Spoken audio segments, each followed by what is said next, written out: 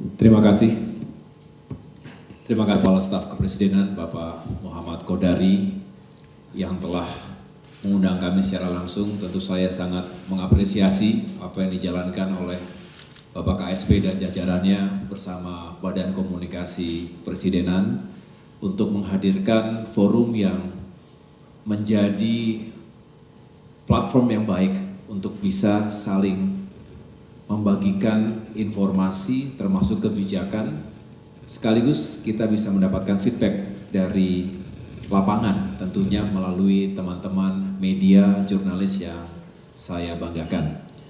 Yang saya hormati pula tentunya Bapak Menteri Koordinator PMK, Bapak Pratikno, dan Wakil Kapolri, Komjen Polisi Dedi Prasetyo, dan Bapak Ibu yang saya muliakan. Izinkan pada kesempatan yang baik ini saya memaparkan kesiapan arus mudik Lebaran 2026. Tentu kita sudah berada di penghujung masa, saya ulangi, kita berada di fase yang sudah harus mempersiapkan arus mudik dan kita harapkan ini bisa berjalan dengan baik.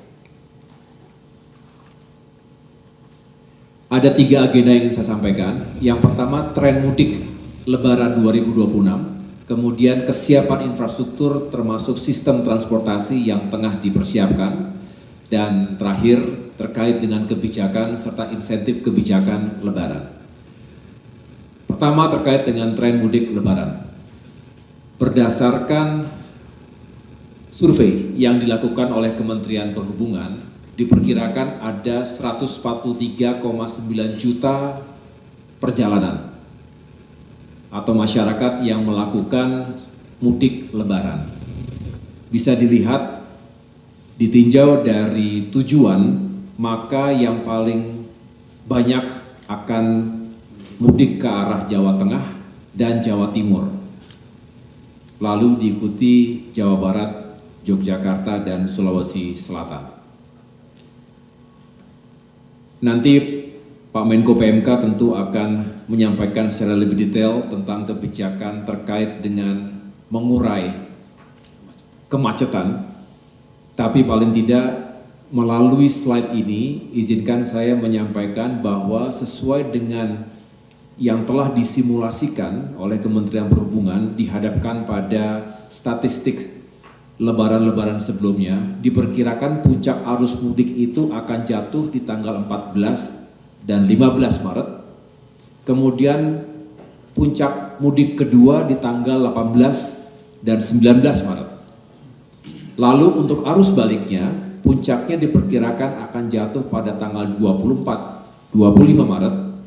Lalu yang kedua di tanggal 28 dan 29 Maret. Itu mengapa di tengah-tengahnya kita mengurai Pak KSP dengan cara memberlakukan work from anywhere. Nanti akan dijelaskan lebih rinci oleh Bapak Menko PMK. Intinya, kebijakan terdahulu untuk mengurai kemacetan seperti ini dinilai efektif, mengurangi kemacetan yang ekstrim. Lalu dihadapkan dengan moda transportasi yang digunakan, ini top 10-nya seperti ini. Tetap yang sangat dominan adalah menggunakan mobil pribadi, diperkirakan 52%-nya sendiri. Lalu diikuti dengan sepeda motor dan bis umum. Baru yang lain-lainnya, ada kapal penyeberangan, pesawat, kemudian kereta api antar kota, kapal laut, dan lain sebagainya. Jadi bisa dibayangkan bahwa memang bicara mudik berarti beban utama ada di jalan-jalan raya. Baik jalan tol, jalan nasional, termasuk jalan-jalan arteri yang kemudian akan digunakan menuju ke kabupaten kota tujuan masyarakat. Dihadapkan pada ketersediaan dan kesiapan dari prasarana kereta. Bicara stasiun kereta api, bisa lihat di slide ini Bapak Ibu dan teman-teman sekalian, maka terkonsentrasi untuk kereta ini tujuannya adalah di Jawa Tengah dan Yogyakarta. Yang warna kuning itu adalah 5 besar stasiun asal, sedangkan yang warna putih 5 besar stasiun tujuan. Bisa dilihat tentu kalau di Jakarta paling besar di Pasar Senen, kemudian diikuti Gambir, lalu untuk Jawa Barat sendiri mulai dari Bekasi, Cikarang, sampai dengan di Bandung. Sedangkan untuk tujuan secara umum di Jawa Tengah, dari mulai Solo Balapan, Lempuyangan, Purwokerto dan Kutoarjo, saya ulangi, Purwokerto dan Kutoarjo, kemudian di Provinsi DIY itu di Stasiun Tugu dan Lempuyangan. Sedangkan untuk bandar udara, kita juga harus memastikan karena banyak yang juga lintas pulau, maka perjalanan didominasi dari Bandara Soekarno-Hatta menuju kota-kota lain, dan tentunya bisa dilihat di sini bandara asal yang berwarna kuning dan bandara tujuan seperti sebelumnya. Kita harapkan cuaca juga bersahabat sehingga tidak terlalu mengganggu on-time performance dari pesawat-pesawat yang akan digunakan. Yang berikutnya terkait dengan pelabuhan laut. Pelabuhan laut ini juga sangat esensial karena kita harus melayani jutaan masyarakat yang bisa menggunakan kapal-kapal laut ini untuk bisa mudik ke berbagai wilayah, terutama ke arah Indonesia Timur, Sulawesi, tentu juga Maluku dan Nusa Tenggara. Bisa lihat di sini. Nanti akan kami bagikan slide-nya supaya bisa digunakan sebagai referensi teman-teman. Mudah-mudahan bisa berguna dan bisa dikonfirmasi juga dengan Kementerian Perhubungan dan Kementerian PU yang ada dalam koordinasi Kemenko Infrastruktur. Saya lanjutkan. Terkait pelabuhan penyeberangan. Ini juga penting, kita ingin memastikan terutama Merak Bakahuni. Ini yang paling padat, menghubungkan Jawa dengan Sumatera. Jadi kita juga ingin menyiapkan lokasi-lokasi untuk mengurai terjadinya bottleneck di pelabuhan Merak misalnya, dengan menyiapkan buffer zone di tempat-tempat peristirahatan sejenak sehingga memberikan kesempatan bagi masyarakat yang sudah lebih dulu datang dan punya tiket, sedangkan yang lainnya digunakan sistematika yang namanya delaying system. Selain juga tentunya nanti ada pengaturan yang lebih baik. Ini kita pastikan baik penyeberangan asal maupun penyeberangan tujuan, termasuk yang di Jawa Timur. Baik, agenda kedua ini terkait kesiapan infrastruktur, terutama jalan-jalan tadi dan sistem transportasinya. Teman-teman sekalian, terkait dengan jalan nasional yang non-tol, saya ulangi, yang sifatnya non-tol, ini kita laporkan ada 47.000 lebih kilometer yang harus terus kita preservasi. Kondisinya beragam, tapi secara umum jalan nasional yang non-tol itu kemantapannya sekitar 93,5%. Memang begitu masuk ke jalan-jalan provinsi, jalan kabupaten kota berbeda tingkat kemantapannya. Tapi paling tidak kami laporkan untuk jalan nasional yang non-tol, baik Jawa, Bali, Sumatera, Kalimantan, Sulawesi, Maluku, Nusa Tenggara, dan Papua secara umum dalam kondisi yang siap dan mantap. Nah, namun demikian kita memahami bahwa kita juga harus terus melakukan preservasi, memperbaiki jalan-jalan yang memang rusak. Sudah kita siapkan dari Kementerian Pekerjaan Umum yang dinamakan dengan Disaster Relief Unit. DRU ini tugasnya adalah secara cepat menggelar alat-alat berat dengan material yang digunakan untuk segera menutup, saya ulangi, memperbaiki atau menambal jalan-jalan yang berlubang agar bisa segera digunakan dan tidak terlalu menghambat perjalanan. Ini sudah diantisipasi, ada beberapa titik rawan bencana, totalnya itu bisa dilihat 807 rawan banjir, kemudian 1.641 rawan longsor, sedangkan ada 15 rawan banjir rob. Ini tersebar di seluruh Indonesia. Kemudian total kesiapan tim DRU tadi, Disaster Relief Unit, itu sekitar 1.461 unit. Ini juga sudah siap dengan alat-alat berat dan materialnya. Saya lanjutkan. Nah, pengoperasian jalan tol totalnya ada 3.115 km jalan tol se-Indonesia. Dan tadi sudah saya singgung sebentar, yang juga kita atensi selain tentunya gerbang-gerbang tol yang nanti akan menjadi titik-titik bottleneck, tapi juga ada sejumlah tempat istirahat dan pelayanan TIP atau rest area. Sekaligus sekarang kita juga siapkan stasiun pengisian kendaraan listrik. Ini juga sudah menjadi tren masyarakat, sudah semakin banyak yang menggunakan kendaraan-kendaraan pribadi berbasis listrik.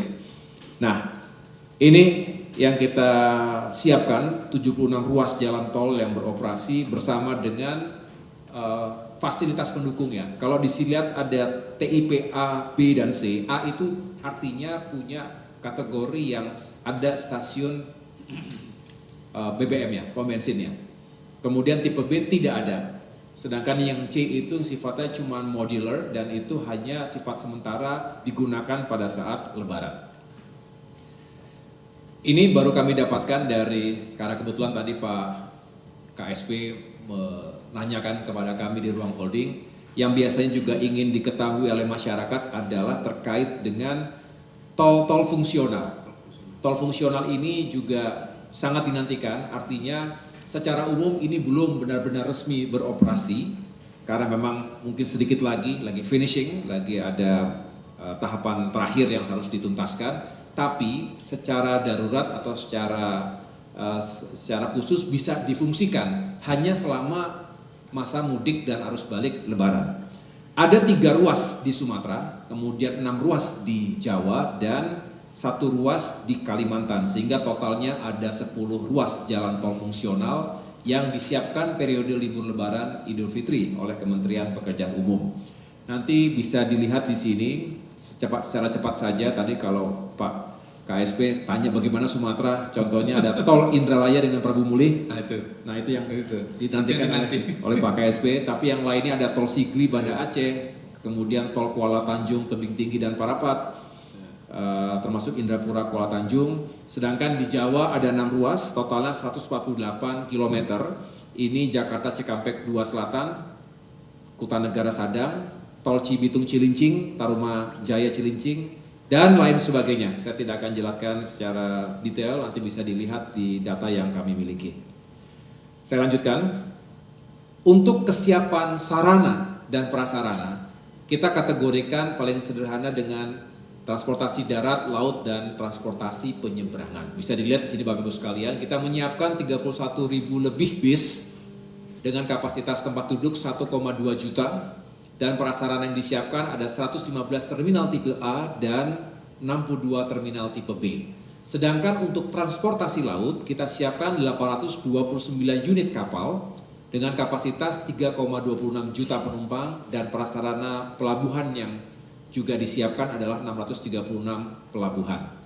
Yang terakhir terkait dengan penyeberangan, disiapkan 255 unit kapal dengan kapasitas penumpang 6,1 juta dan jumlah kendaraan yang bisa diangkut kurang lebih 770.000, dan disiapkan pula tentunya 15 lintasan penyeberangan di 29 pelabuhan.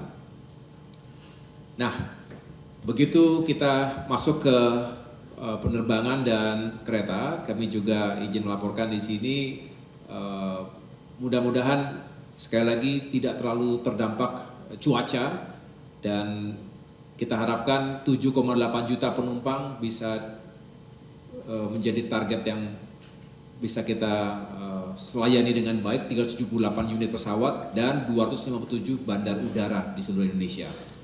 Kereta, ini kita juga siapkan, mohon maaf itu salah tulis, 3.800 unit kereta dengan kapasitas, bisa dilihat di depan, dan 668 stasiun yang juga dipersiapkan.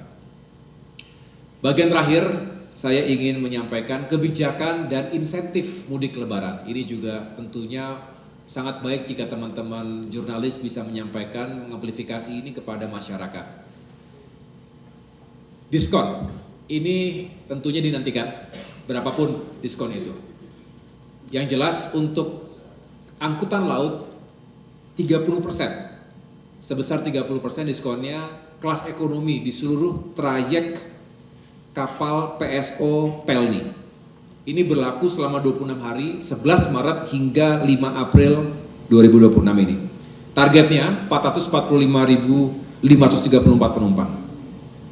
Sedangkan diskon kereta api juga sebesar 30% untuk seluruh kereta api ekonomi di luar dari yang non-penugas. Saya ulangi, non-penugasan. Ini 14 Maret hingga 29 Maret, jadi 16 hari masanya, dengan target 1,2 juta penumpang. Yang terakhir, diskon angkutan udara ini bisa kita tambah lagi.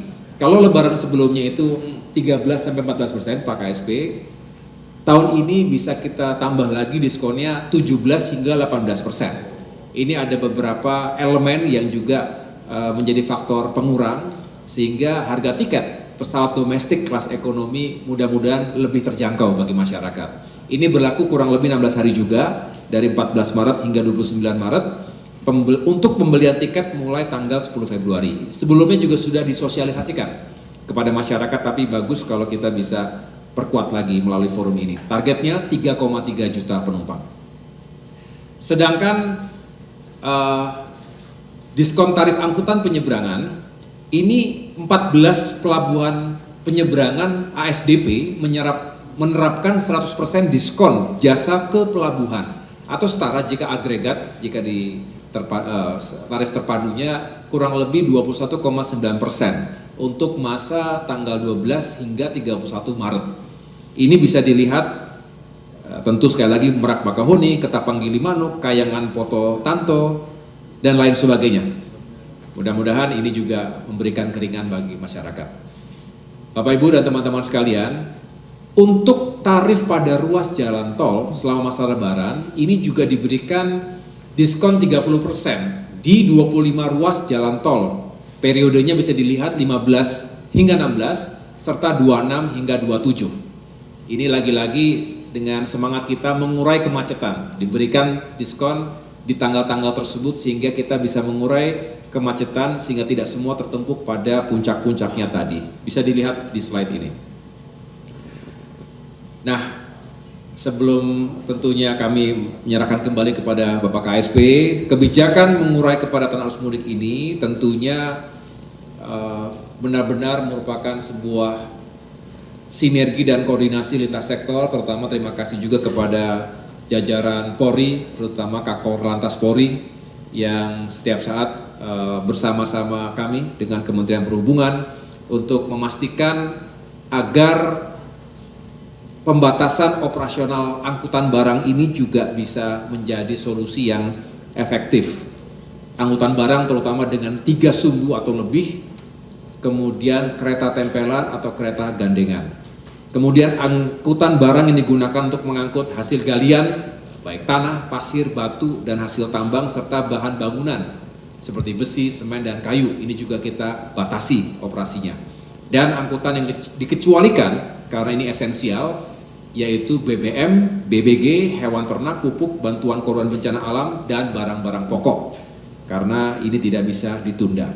Tadi kami sudah sebutkan ada metodologi delaying system pada pelabuhan-pelabuhan penyeberangan. Ini juga diharapkan bisa mengurai bottleneck dan kepadatan ekstrim yang harus kita hindari.